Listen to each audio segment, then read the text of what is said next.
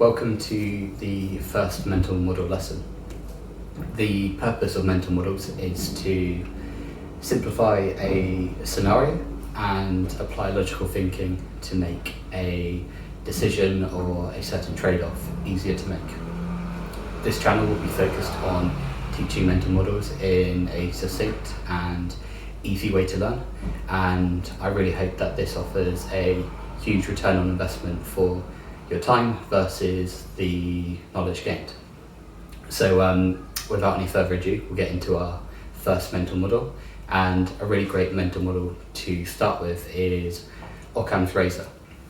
And you may already be familiar with this model, but I still think this video will be valuable to you because there are a couple of common misconceptions or mistakes that people make when using this mental model, and we can cover those in this video, and I think you'll use this mental model more accurately in the future.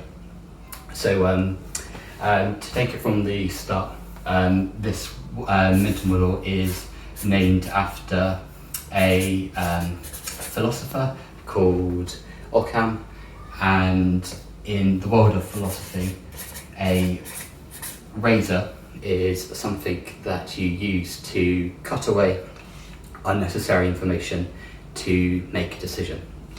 And the combination of this has a strange spelling, but it is Occam's Razor. And what Occam's Razor proposes is that when faced with two hypotheses, the hypothesis that relies on the fewest number of assumptions is most likely to be correct.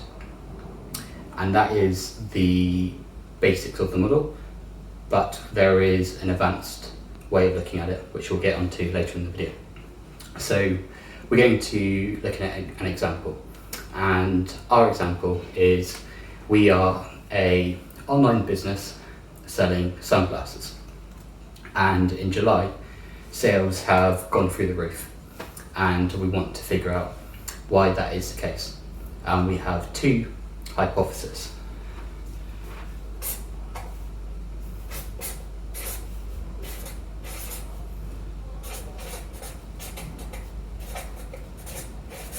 First one is TV advertising.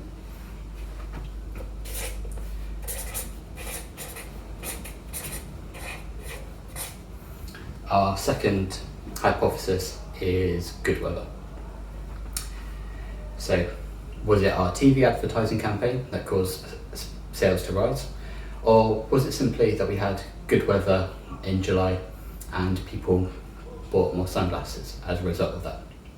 So what we'll do now is list out the assumptions and see which hypothesis depends on the fewer number of assumptions. So with TV advertising, we assume people watched the ad. We assume that they liked what they saw. We assume that they remember the ad to make a purchase. And then we assume that they bought a pair of sunglasses as a result of it. So they kind of went through the effort of obtaining sunglasses.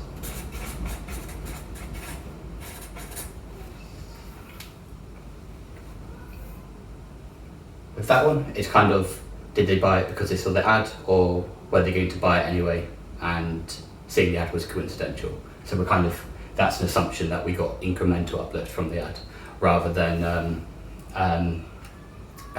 those being just coincidences. Great. So with the weather, we're making the assumption that in good weather, people will be more inclined without any ad spend to buy sunglasses. So we're assuming it is a organic driver of sales. And then our next assumption is that they may decide that they want to buy a pair of sunglasses, but we are assuming that they will find us, because if it's not the ads, we need to make an assumption that somehow people were able to find our particular sunglasses shop and not the shop of a competitor.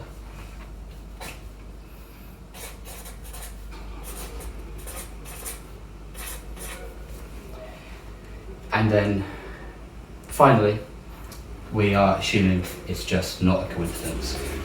Similar to the advertising spend, but we're assuming that these are two correlated events. Correlation between good weather and purchase of sunglasses. So that is all of the assumptions I can think of off the top of my head.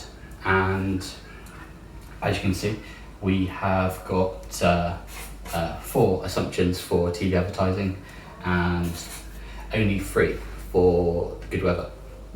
And a common mistake that people will make with Occam's Razor is that they will say, oh great, we've done our assumptions, it must be the good weather. And you can get away with that trail of thought, and you would probably be better prepared having done this process. But that's only kind of like a half correct way of using Occam's Razor. Really, the way to get the most benefit out of this is not to decide which of these is correct, but rather to decide which hypothesis you want to test first. So it is easier to test a hypothesis if it depends on fewer assumptions. To go back to this particular example, let's say if we wanted to test our hypothesis. Number 1, TV advertising, we think this is the more complicated hypothesis. And if we start off with testing this, what we would have to do to kind of prove this is to, we'd have to survey people that purchase sunglasses. We could send out an email to our customer base asking how they heard about us, or we can do sort of brand surveys. So we could survey a sample of the population before the TV ad campaign, after, and see if the TV advertising had any direct benefit. That is costly and time consuming because we're doing external research. In contrast, if we start with our more simpler hypothesis, the one that only has 3 assumptions, this is actually going to be easier to prove because we already have our own sales data. We know that July was a great month for sunglasses sales. What we need to do now is look back at our previous record of sales, obtain some information on weather. We can visit a weather website and download average temperatures where our customers are based, and then we can compare on a chart sales versus weather. And you might plot a scatter graph like this, and it may look something like this. So as the temperature rises, our sales of sunglasses increase. And this is kind of analysis that you could probably do within an hour if you've got access to the right data, whereas this would take you several days. And now if we are confident that these are the only 2 options, you can actually prove a hypothesis by disproving the other, which is also really handy. So consider this scenario. Let's say if we do our analysis of how correlated weather and sunglasses sales are, but we find that actually they aren't correlated. So we've disproved this hypothesis, and that means that it was our TV advertising all along. And the good thing about approaching it this way round is that we have got into this solution faster. Instead of focusing on this more complicated hypothesis, just by disproving a simpler hypothesis, we can come to the end result faster. So that's the real benefit of Occam's Razor, is to drill down and work with your most simplest hypothesis.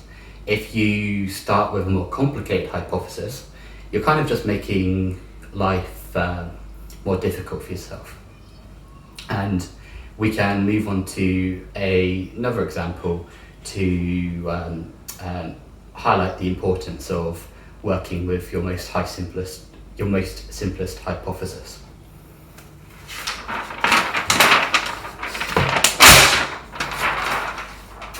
So we're going to compare 3 options, and we're going to look at what is the cause of coronavirus.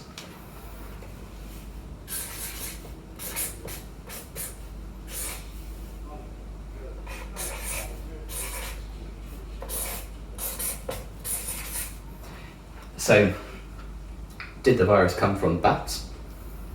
Was it caused by 5G?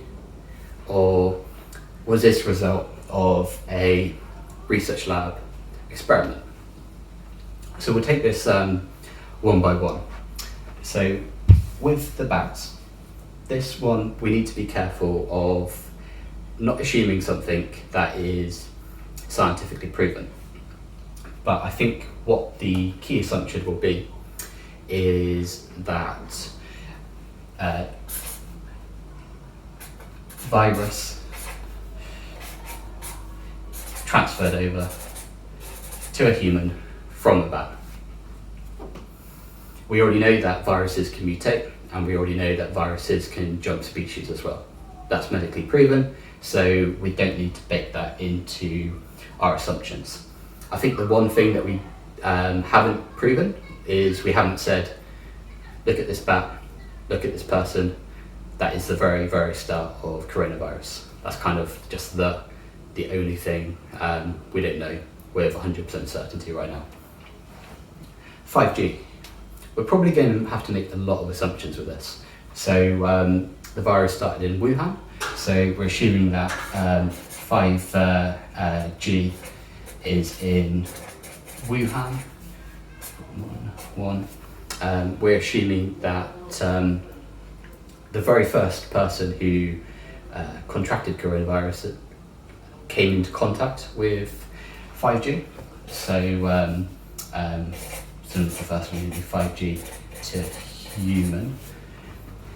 The third assumption is that we are assuming electronics can transmit viruses, which is unheard of.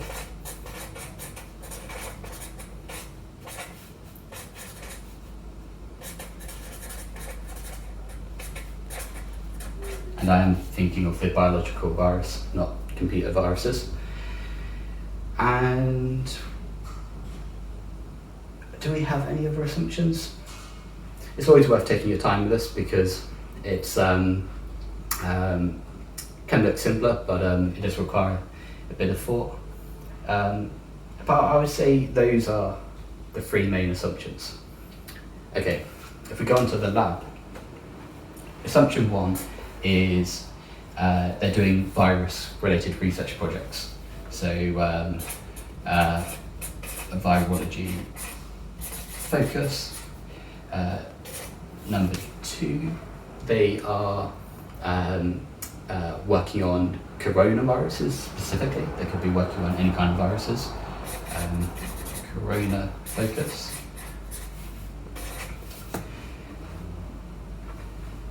Three, we are assuming that either intentionally or accidentally the virus leaked.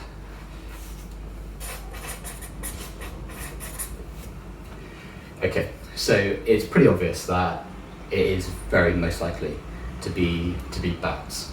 But the good thing about this example is that we've got a tie, and a mistake that some people make with using Occam's Razor is that they treat all of these assumptions as being of equal value.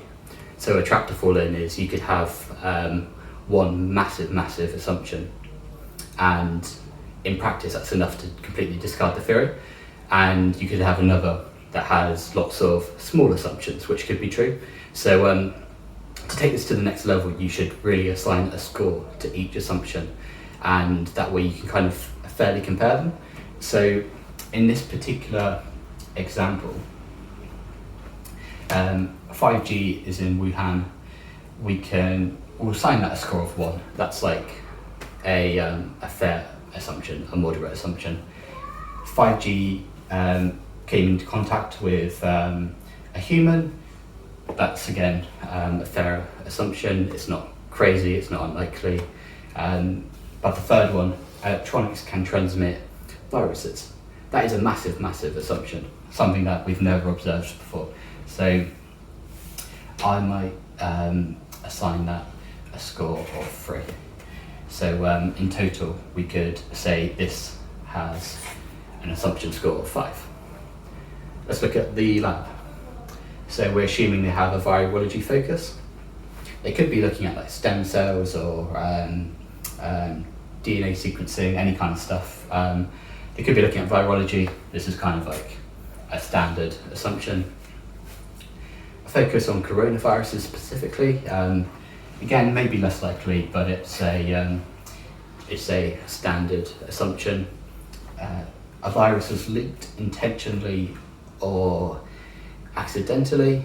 I think again, this is really no more probable or improbable than the previous, so it's kind of fair to assume that's a moderate assumption as well. So looking at the end results, even though we're kind of assuming we are proposing that they have the same number of assumptions, overall the fact that 5G could cause coronavirus, that is our least likely option. The lab, compared to our winner, is also pretty unlikely. So if we were to rate our hypothesis, that's most likely, then the lab, then 5G. And that really covers everything you should want to know about Occam's Razor. If you do have any other questions, just let me know in the comments. And if you want to see more of these kind of videos in the future, hit that subscribe button, as every YouTuber has told you to do so today.